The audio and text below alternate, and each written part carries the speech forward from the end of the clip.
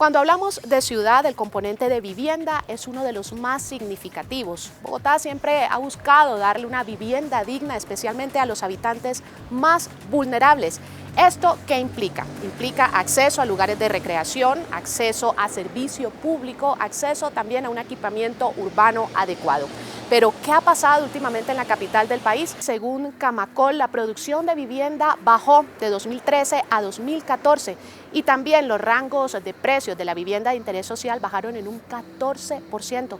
¿Qué está pasando con la vivienda de interés prioritario y con la vivienda de interés social en la capital del país?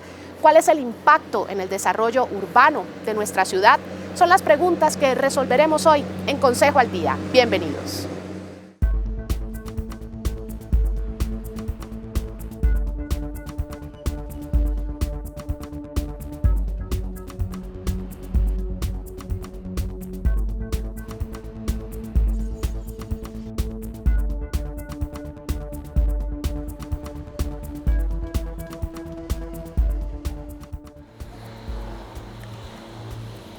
El panorama en la construcción de vivienda en la capital del país no es el más alentador.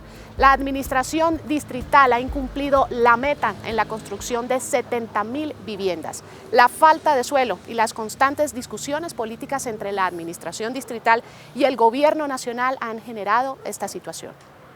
En la capital del país existe un déficit de vivienda que asciende a las 300.000 unidades. La falta de suelos es una de las causas, lo que también influye en el aumento de los precios de la construcción y de los terrenos. En cuanto al panorama de vivienda para los más pobres, el gobierno nacional está construyendo 5.281 unidades habitacionales en la ciudad, con una inversión de más de 227.000 millones de pesos. La Secretaría de Hábitat asegura que se tiene una oferta de 2.059 viviendas y que inició la construcción de 10.055 unidades. Lo cierto es que aunque en el plan de desarrollo el alcalde se comprometió a entregar 40.000 subsidios y 70.000 casas a personas de bajos estratos y a víctimas, la ejecución es muy baja, cercana al 20%. El capítulo de la vivienda de interés prioritario en Bogotá en los últimos años ha sido escrito por diferentes desacuerdos entre la administración Petro y la Nación, así como el gremio de la construcción, por las decisiones del alcalde, sobre todo en lo relacionado con el uso de suelos, decisiones que han generado la disminución en el número de viviendas que el gobierno nacional construiría en la capital del país.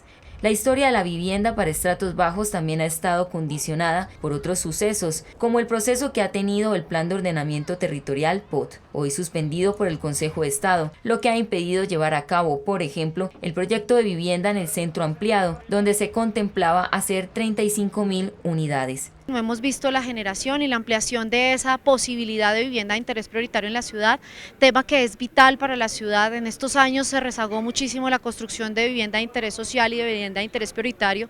Son temas fundamentales para el crecimiento y el desarrollo de una ciudad. La petición que hemos hecho durante todo este tiempo es aprovechar todo el sistema que está generando y las oportunidades que está generando el gobierno nacional para que Bogotá acoja esas políticas públicas y pueda darle una solución de vivienda a sus habitantes. Los temas de rezagos son altísimos en la ciudad. Si bien Petro no pudo construir las 70.000 viviendas, con la firma de 2 decretos que han levantado mucha polémica, deja las bases jurídicas para que la ciudad pueda tener ese número de viviendas prometidas. La nueva disposición le exige al constructor, en lo que resta del año, ceder un 20% del predio en el que edificará en suelo urbano o de expansión y un 30% si el proyecto se ubica en áreas de renovación urbana. Para 2016, esta medida aumenta en un 10% en suelos en desarrollo y se mantiene en un 30% para los segundos. El incumplimiento en la entrega de vivienda de interés prioritario en la capital del país ha generado numerosos debates al interior del Consejo de Bogotá. Estas viviendas son la esperanza para las víctimas del desplazamiento forzado a causa del conflicto armado en Colombia. Vengo de Gigante Huila. Yo vivía muy sabroso en mi finca, allá en mi pueblo, en Gigante. Vivíamos a 10 minutos del pueblo. Teníamos casi de todo allá en la finca. Teníamos cerdos, teníamos las gallinas, nunca nos faltaban. Antes teníamos para vender. Y lo más rico de la finca era que en Navidad y Año Nuevo nos reuníamos toda la familia. Cuando un día de tantos llegaron unas personas armadas y sacaron a mis hijos y que se los llevaban, que para hacer un negocio, y se los llevaron y nunca más me los volvieron, o sea, nunca me los desaparecieron, nunca más volvieron. Y entonces ese fue el motivo de nosotros salirnos de allá, porque nos hicieron una llamada que teníamos que desocupar porque iban por nosotros también. Y eso es lo que yo más me ha dolido, y eso es lo que más extraño de ellos. Y los recuerdos nunca pasan. Colombia aún conserva el título del segundo país con el mayor número de desplazados por la violencia en el mundo, según el más reciente informe del Centro de Vigilancia de Desplazados Internos de Noruega. Para Luzmila y sus hijos, llegar a Bogotá en medio de este drama fue una experiencia que los marcó para siempre. Pues yo llegué aquí el 1 de septiembre del 2005. Llegamos aquí, nos tocó luchar mucho para poder conseguir, porque no nos arrendaban en ninguna parte porque teníamos los niños pequeños todavía, y que yo iba a pedir trabajo y nadie me daban trabajo. Yo trabajé en restaurantes, así por días, ir a arreglar apartamentos y me pagaban 20.000 pesos, así al principio. Y varias veces me perdí, no podía llegar a la casa, eso fue duro. Y para la comida, gracias a Dios que fuimos a la Defensoría del Pueblo y allá declaramos porque nos dijeron de la Fiscalía, y fue que encontramos el programa de los desplazados. Entonces ahí nos dieron unos mercados y con eso viví yo un año aquí en Bogotá. Luzmila y su familia, al igual que otras 457 familias en condición de desplazamiento, fueron beneficiadas el pasado mes de enero con la entrega de viviendas gratis en la urbanización Plaza de la Hoja, ubicada en la carrera 30 con calle 19. Yo me tiré de rodillas y le daba gracias a Dios. Yo decía, Dios mío, usted sabía que yo necesitaba esa vivienda porque yo no tengo dónde vivir, estoy pagando 470.000 pesos de arrendo y a mí me toca muy duro yo sola para trabajar y pagar todo ese arrendo. Yo sabía, Dios mío, que usted me iba a dar este apartamento porque yo estaba orando por esto. Feliz, contenta, aunque está así sin arreglarla, no tengo nada ni a dónde sentarnos, pero estoy feliz. Se trata de casas de 45 metros cuadrados dotadas con calefacción, 2 cuartos, sala comedor y servicios públicos de estrato 1. También cuentan con un espacio destinado a la producción sostenible para que sus habitantes generen sus propios ingresos y así empezar una nueva vida. Yo sabía coser, porque toda la vida me ha gustado coser, desde muy joven, y mi mamá me dio un curso de modistería y yo sabía coser. Y un amigo nos prestó una plata para comprar 2 máquinas, nos compramos las 2 planas y ya este año, bendito sea mi Dios, ya estábamos trabajando bien, ya conseguimos un satélite de hacer camisas y esa señora muy cumplida, nos pagaba cada 15 días. En la capital se están construyendo 2.583 viviendas gratis, con una inversión de 116.505 millones de pesos, compartidos entre el gobierno nacional y el distrito. Se espera que en próximos meses, más familias como la de Luzmila puedan acceder al sueño de vivienda propia, tras vivir la pesadilla del conflicto. Porque ya aquí, con lo que estábamos pagando arrendo, podemos comprar un mercadito más, podemos ya al menos comprar aunque sea ropa o cualquier otra cosa. ¿Está interesado en acceder a vivienda de interés prioritario, pero no sabe cómo? Aquí en Consejo al Día le contamos qué debe hacer. Si usted está interesado en acceder a una vivienda de interés prioritario, lo primero que debe hacer es consultar la oferta de vivienda del distrito, ingresando a la página web de la Secretaría de Hábitat. Allí encontrará cerca de 2.095 viviendas disponibles en lugares como Usme, San Cristóbal, entre otros. Tenga en cuenta que para acceder a una vivienda de interés prioritario, el total de los ingresos del hogar no podrá superar los 2 salarios mínimos legales mensuales vigentes, es decir, 1.232.000 pesos. No puede ser propietario de una vivienda en el país. Recuerde que no puede haber sido beneficiario del subsidio familiar o el subsidio a la tasa de interés. Se debe contar con un ahorro mínimo y contar con un crédito preaprobado por el valor correspondiente a los recursos faltantes, es decir, cerca de 10.237.000 pesos. Si usted cumple con los requisitos, puede acercarse a los puntos de atención de la Secretaría de Hábitat, ubicado en los supercades de Kennedy, Puente Aranda, Bosa, Suba y los supercades de Rafael Uribe Uribe, Usaquén, Ciudad Bolívar y Fontibón, o a la oficina principal de servicio al ciudadano y adelantar el procedimiento de inscripción. La documentación que usted debe presentar es la siguiente: un formulario de postulación debidamente diligenciado, en el formato que establezca Fonvivienda, que indique los datos de los miembros que conforman el hogar, con indicación de su información socioeconómica y la identificación del jefe del hogar. La identificación del proyecto de vivienda en donde aplicaría el subsidio familiar, en caso de ser otorgado a su favor, registro civil de matrimonio o prueba de la unión marital de hecho, fotocopia de la cédula de ciudadanía de los mayores de 18 años y registro civil de nacimiento de los demás miembros del hogar que se postula. Nos vamos a unos mensajes de interés, pero ya volvemos con más información al programa que vive y siente a Bogotá, Consejo al Día.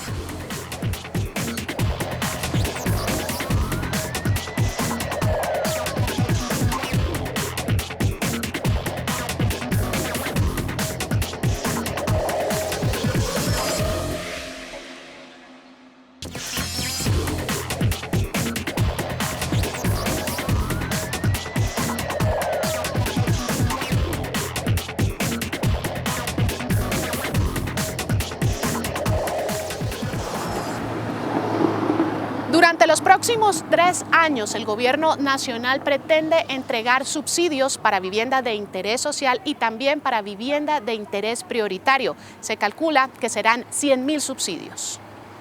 Bogotá tiene en marcha 12 proyectos urbanísticos que en los próximos años le cambiarán la cara a la ciudad en puntos estratégicos y que permitirán la construcción de 19.452 viviendas de interés prioritario, social y estratos altos, que se espera beneficien alrededor de 117.000 personas.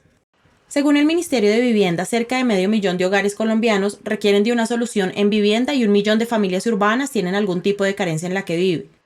Pues para el Gobierno Nacional y para el Ministerio de Vivienda en particular resulta alarmante la baja capacidad de gestión y de resultados que ha tenido esta administración.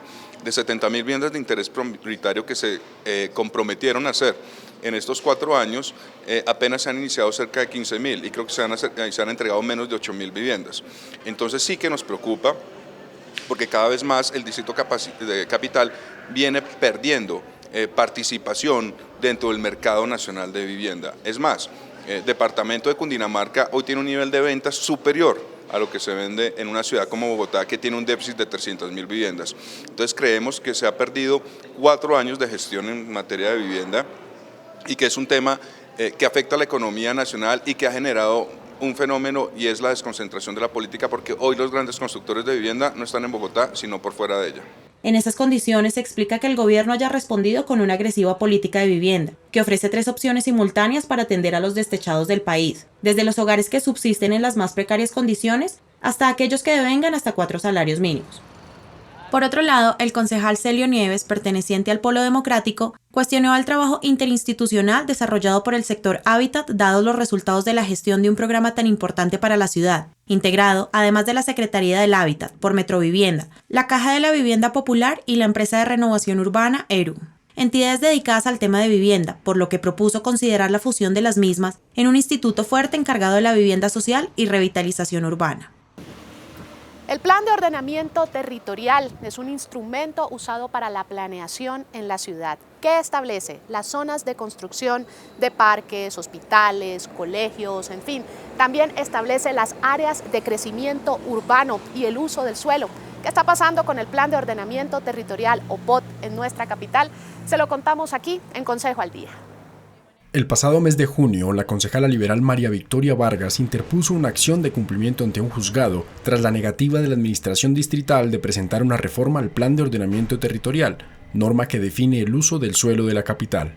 Le hemos hecho seguimiento, así se han cumplido o no se han cumplido esas metas, y la administración pues no ha dado respuesta realmente que satisfaga realmente por qué la misma no se ha cumplido. Entonces, desde el Consejo de la Ciudad no podemos hacer nada distinto que ejercer el control político a la administración distrital frente al cumplimiento de las metas del plan de desarrollo. La actual administración intentó realizar una modificación extraordinaria del POT con el fin de habilitar terrenos para la construcción de viviendas de interés prioritario, entre otras obras civiles. Actualmente, este ajuste está suspendido por decisión del Consejo de Estado, así que el próximo alcalde de la ciudad será el responsable de la revisión de la norma que determinará el rumbo de la ciudad en los próximos 15 años. Y esto nos lleva a pensar que las administraciones venideras pues deben ser muy concretas en sus metas y no fijar unas metas ambiciosas que finalmente no se cumplen y los ciudadanos votan por un programa o una propuesta de gobierno y resulta que la misma no se cumple. Entonces eso lo que implica, reitero, es un desconocimiento de la situación real de la ciudad. De no iniciarse un estudio del Plan de Ordenamiento Territorial antes de terminar el 2015, se pondrían en riesgo grandes inversiones como el proyecto de renovación urbana del Centro Administrativo Nacional y la delimitación de la ciudad. Por eso lo que demuestra es un desconocimiento total de la realidad de la ciudad. A ver, se fijaron unas metas ambiciosas, se generaron, digamos, algunas expectativas en los ciudadanos, pues que finalmente no se dieron, porque precisamente una de esas razones es también la falta de gestión de suelo, y lo vemos también en la ejecución del presupuesto. El sector hábitat, por ejemplo, a la fecha no ha ejecutado el 80% siquiera de su presupuesto, ha ejecutado el 51% de lo que tenía asignado en el plan de desarrollo, que eran 5 billones de pesos, y a la fecha ha ejecutado 2 billones y pico. Es decir, yo pienso que aquí la constante es que no se cumplieron las metas en los distintos programas del plan de desarrollo de la Bogotá humana. El POT fue presentado en el año 2000 por el entonces alcalde Enrique Peñalosa y desde esa época se han realizado varias modificaciones que han permitido configurar una política sobre el uso del suelo. El Consejo de Bogotá seguirá muy de cerca la configuración del nuevo POT, que debe servir como eje articulador del sistema integrado de transporte, como norma para proteger los recursos naturales de la ciudad y para promover la competitividad del sector de la construcción. Según la Cámara de la Construcción Colombiana, Camacol, seccional Bogotá, en la capital del país hace falta suelo, hace falta terreno. Esto altera los planes zonales de la actual administración. ¿Será este verdaderamente el problema o más bien el mal uso del suelo en la capital del país?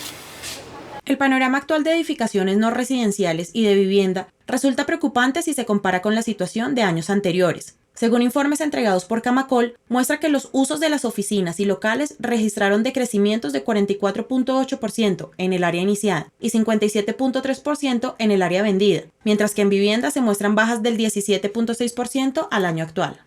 El problema se encuentra en la falta de suelo para proyectos de construcción en la ciudad, lo que lleva a los especuladores a presionar gracias al libre juego de la oferta y la demanda, así como el incremento generalizado de los precios del sector inmobiliario.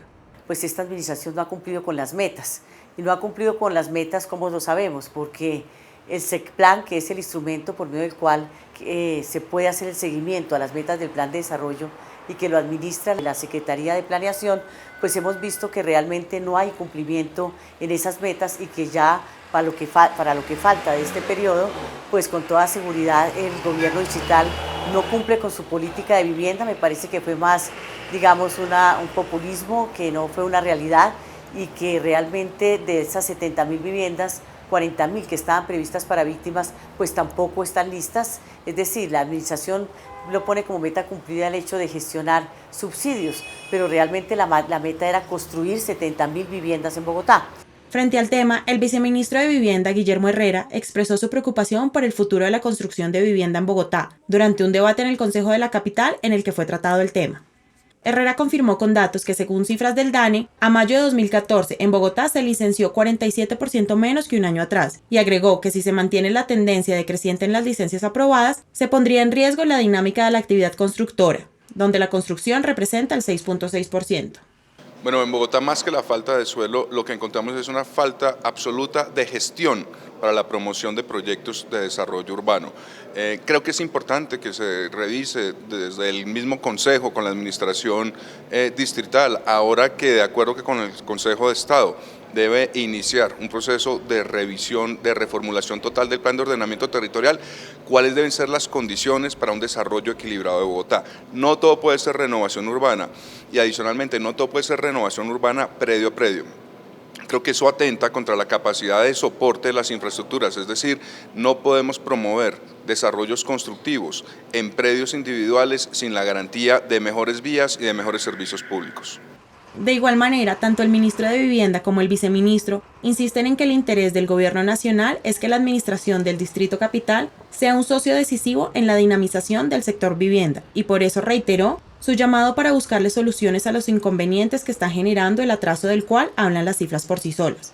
Por otro lado, el distrito argumentó que se necesita avanzar en la construcción de las diferentes obras. Por eso el plan se concentró en conseguir suelo por medio de las herramientas que dicta la ley, poner en subasta lotes de engorde, obligar a los constructores a destinar un porcentaje de sus edificaciones, hacer proyectos asociativos y usar los lotes fiscales.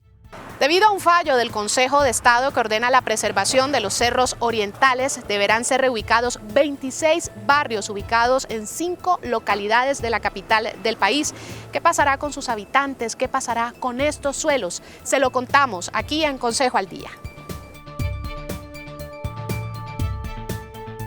Desde 2013, el Consejo de Estado ordenó al distrito mantener una franja de adecuación ambiental que comprende más de 900 hectáreas en los cerros orientales de Bogotá. Las localidades de Usaquén, Chapinero, Santa Fe, San Cristóbal y Usme se convertirán en los límites del suelo urbano capitalino con los cerros. Pero, ¿qué sucederá con los 34 barrios legalizados y 26 en proceso de legalización que se encuentran ubicados en esta zona? Aquí les contamos.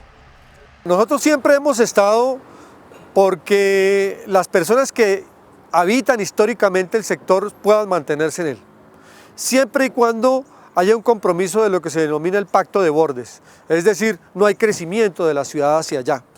Que esos mismos habitantes históricos del sector se comprometan a impedir el crecimiento de la ciudad y que no promuevan o que no prohíben el crecimiento de barrios más allá de lo que ya está construido. Hemos venido realizando ya más o menos 40 sellamientos, de los cuales la mayoría corresponde a los cerros orientales. De esta manera pues damos cumplimiento para que no se siga construyendo. Hay algunos barrios que van a ser legalizados y se está en ese proceso. En Usaquén, en la parte más alta de los cerros en el sector conocido como El Codito, está el barrio Mirador del Norte, el cual, aunque tiene una parte legalizada, otra está en veremos, ya que hay predios que están ubicados más allá de la franja de adecuación, en zona de reserva forestal. Estas familias no saben qué sucederá con sus casas. Hay más de 2.000 en Usaquén que comparten la misma problemática.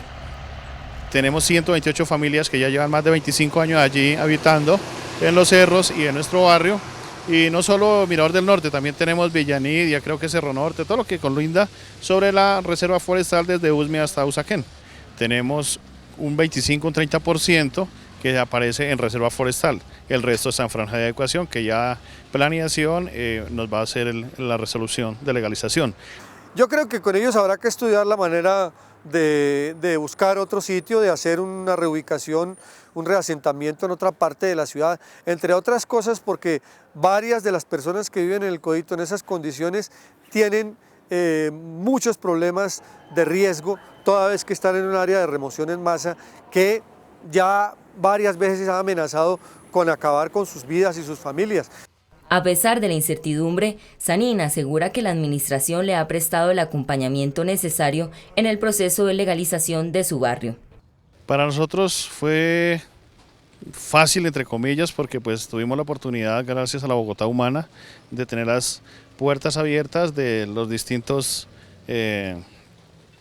entidades que nos asesoraron y fuimos llevando a cabo varias reuniones junto con Planeación, el Hábitat y DEGER, y hoy estamos ya en conceptos de legalización. El fallo del Consejo de Estado prohíbe cualquier tipo de construcción, tanto en la reserva forestal como en la franja de adecuación. Sin embargo, asegura que debe respetarse las licencias de construcción como derechos adquiridos, si estas fueron expedidas antes del fallo. El fallo también ordena realizar obras de mitigación ambiental, como se están llevando a cabo en Usaquén, por ejemplo en el predio La Matucana, además de señalar que ciertas familias deben ser reasentadas, pues están en zona de riesgo no mitigable. En la localidad se han invertido más de 1.500 millones de pesos en reasentamiento. Ya regresamos con más información al programa que vive y siente Bogotá, Consejo al Día.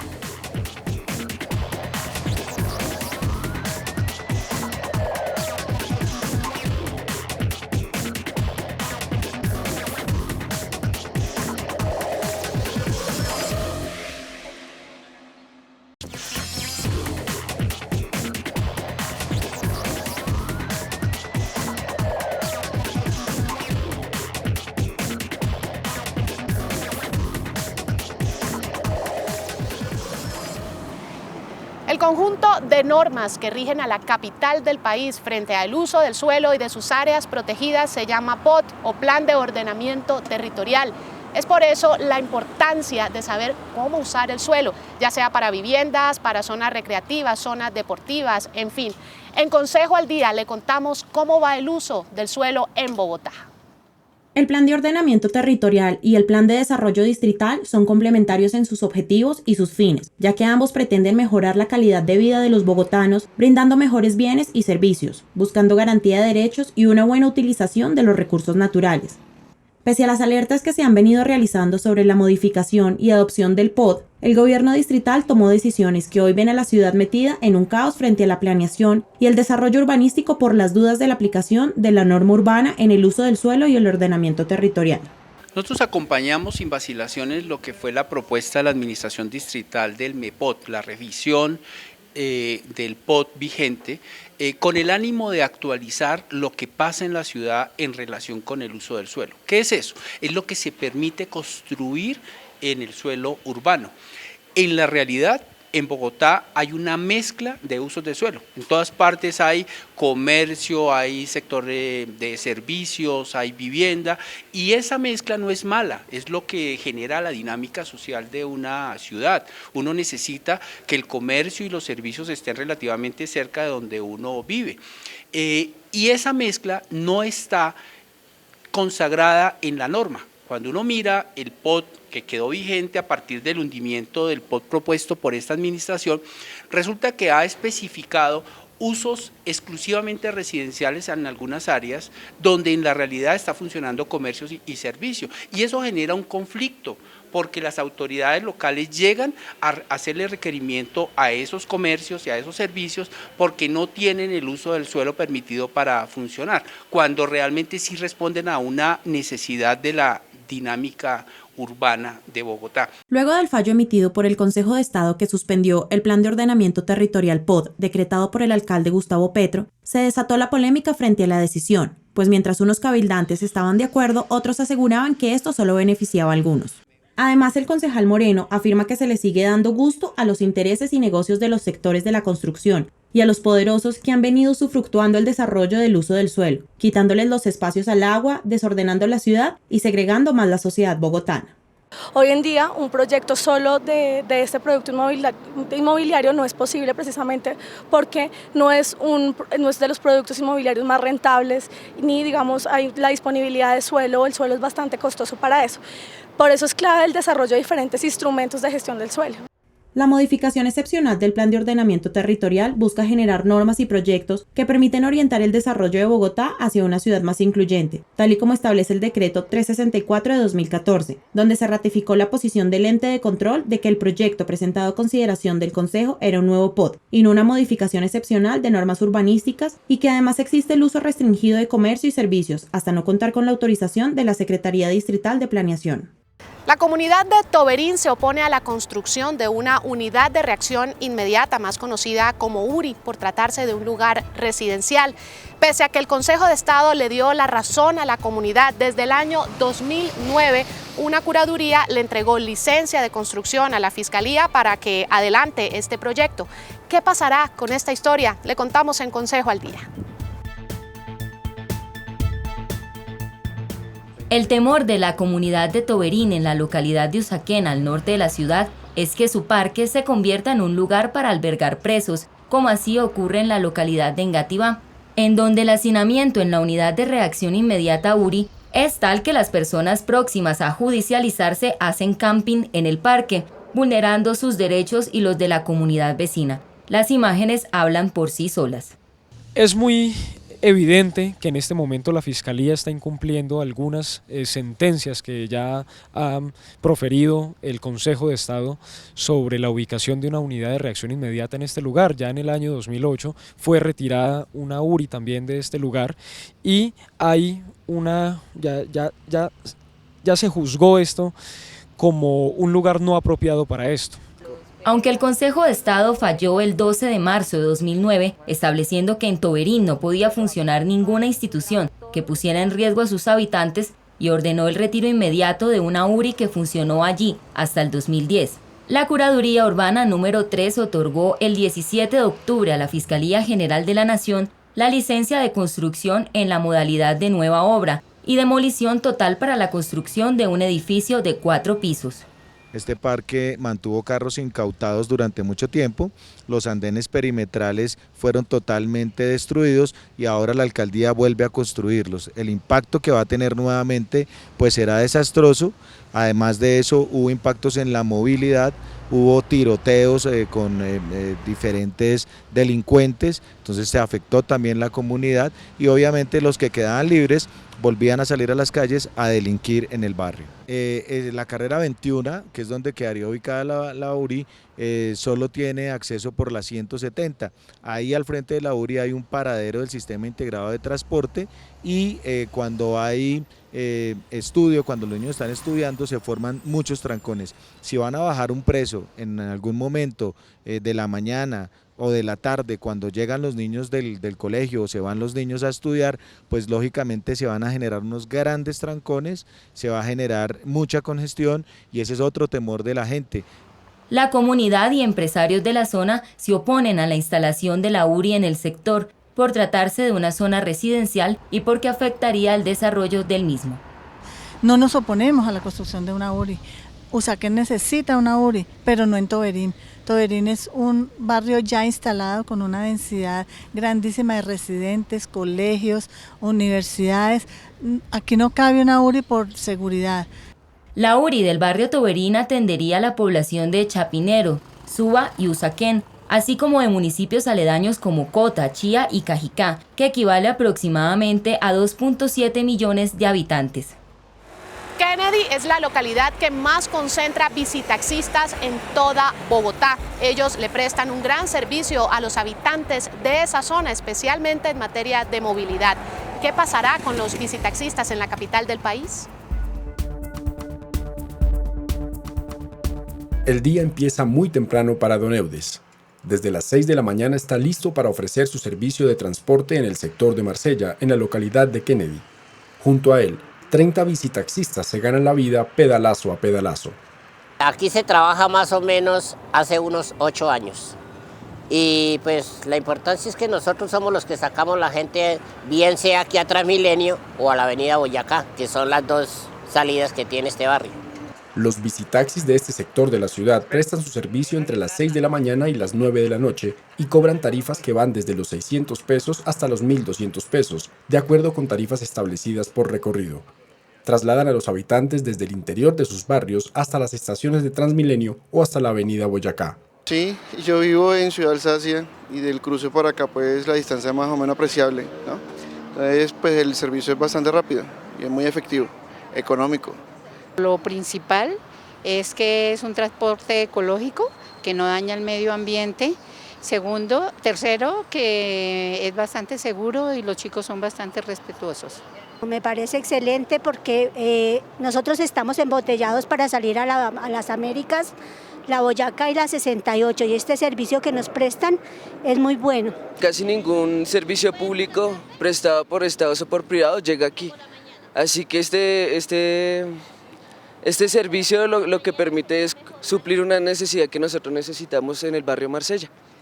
Aunque esta modalidad de transporte no se encuentra legalizada en Bogotá, es una manera de generación de ingresos para muchas familias. Pues gracias a Dios aquí, pues ahí sí me cuento, de aquí se consigue la vida uno porque en realidad pues en el caso de uno pues ya donde le dan trabajo. Y también hay mucho muchacho que estudia y también tienen sus hogares y entonces de ahí se consiguen la vida, como cuento. Según el último censo de la Secretaría de Movilidad, en Bogotá existen 3.054 visitaxistas. Kennedy es la localidad donde se encuentra la mayor cantidad de visitaxis, seguida por Bosa y Suba. Aquí nosotros tenemos una asociación donde hay un presidente que es el que se encarga de esto y los propietarios. Aquí más o menos trabajan 70 conductores. Las edades después de los 18 años. Los visitaxis de este sector de Bogotá tienen una característica particular, son eléctricos. Esto los convierte en un sistema de transporte amigable con el medio ambiente. optamos por meterle el motor eléctrico. Esos motores van manejados con baterías. Eso no genera contaminación ni nada. Eso es totalmente... Y pues sinceramente no es muchas veces para andar más, sino para de pronto esforzarse no menos. Eso es. Debido a que la cifra de trabajadores informales que se ganan la vida en este modo de transporte está creciendo todos los días, el gobierno nacional prepara un proyecto para su legalización en todo el país. Mientras tanto, Don Eudes y sus compañeros continuarán ofreciendo su servicio en la ciudad. Sinceramente este trabajo para nosotros, o este trabajo no solamente para mí, sino para todo este trabajo es pesado. Es pesado, sinceramente uno pues cargar pasajeros no es así tan fácil. Pero aquí sinceramente nos ganamos la vida. Ya volvemos con el programa que vive y siente a Bogotá. Consejo al día.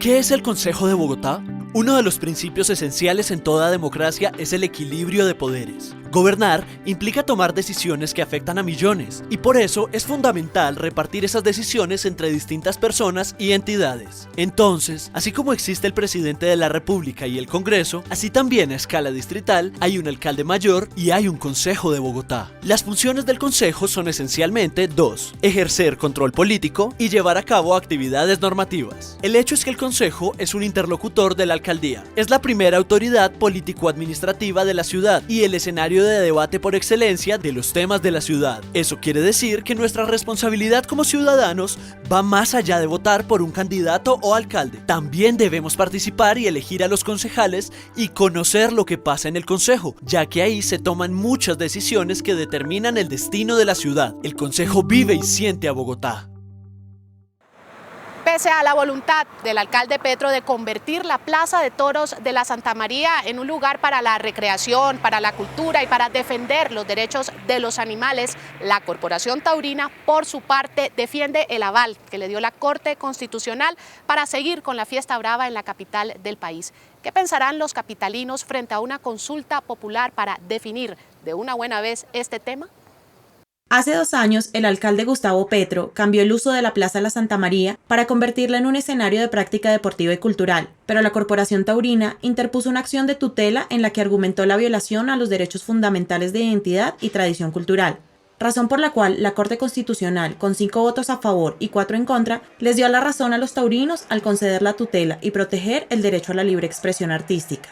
He apoyado en temas específicos tanto a la afición taurina de Bogotá como a la Corporación Taurina en lo que fue el proceso de la tutela que devolvió los toros a la Plaza de Santa María, como algunos temas puntuales de la consulta popular que ahora se está tratando de tramitar para no dar aplicación a la sentencia que ordenó la reapertura de la Santa María. Hay muchas cosas que uno está en derecho de gustarle o no, entonces sencillamente lo que los taurinos pedimos es que nos dejen ir tranquilamente a la plaza, y a los antitaurinos también hay que respetarles su derecho a la libre expresión. Ellos hacen protestas y ellos hacen toda cantidad de cosas que claramente están en su derecho de hacer.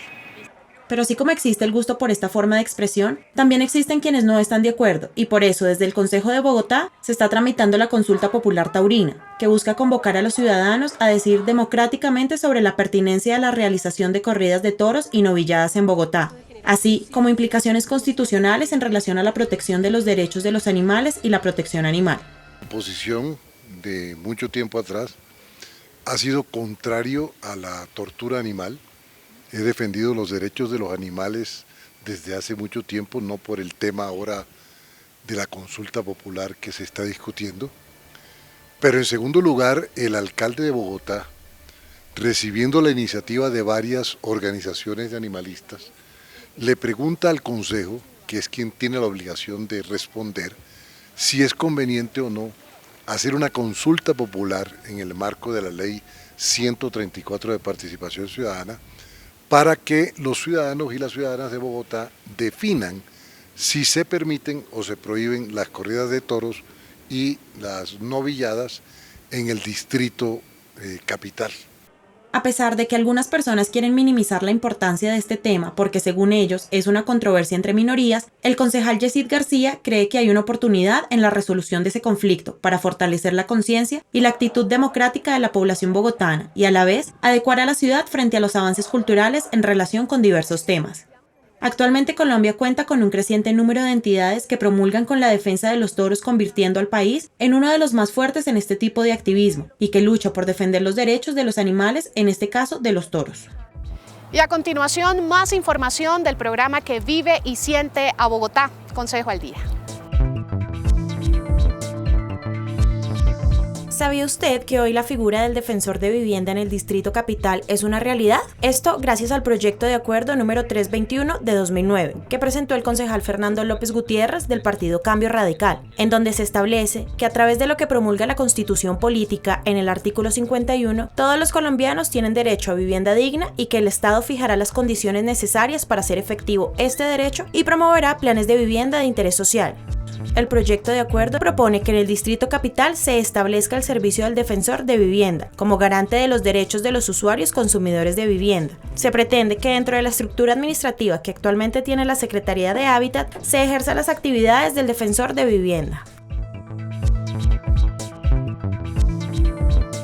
Mediante el decreto 224 del 12 de junio de 2015, el alcalde Gustavo Petro convocó al Consejo de Bogotá a sesiones extraordinarias para estudiar la consulta popular sobre corridas de toros. Este viernes, a partir de las 2 de la tarde, el Consejo de Bogotá abordará el concepto previo de la corporación para la realización de una consulta popular solicitada por el alcalde mayor de Bogotá, Gustavo Francisco Petro Urrego, para que la ciudadanía bogotana se pronuncie sobre la siguiente pregunta: ¿está usted de acuerdo, sí o no, con que se realicen corridas de toros y novilladas en Bogotá? Para abordar este tema, la presidenta del Consejo conformó una comisión accidental integrada por los cabildantes Darío Fernando Cepeda Peña, del Partido Cambio Radical, Jorge Durán Silva, Partido Liberal Colombiano, Yesid García Bello, Alianza Verde, Clara Lucía Sandoval de la U y Olga Victoria Rubio Cortés del Movimiento Mira. Las sesiones extraordinarias están convocadas a partir de este viernes 10 de julio hasta el próximo 31 del presente mes.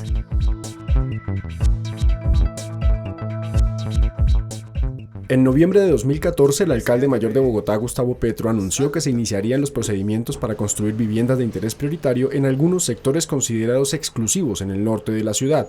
La oposición a la medida generó todo tipo de reacciones, llegando a generarse un fuerte debate sobre la segregación e integración en Bogotá.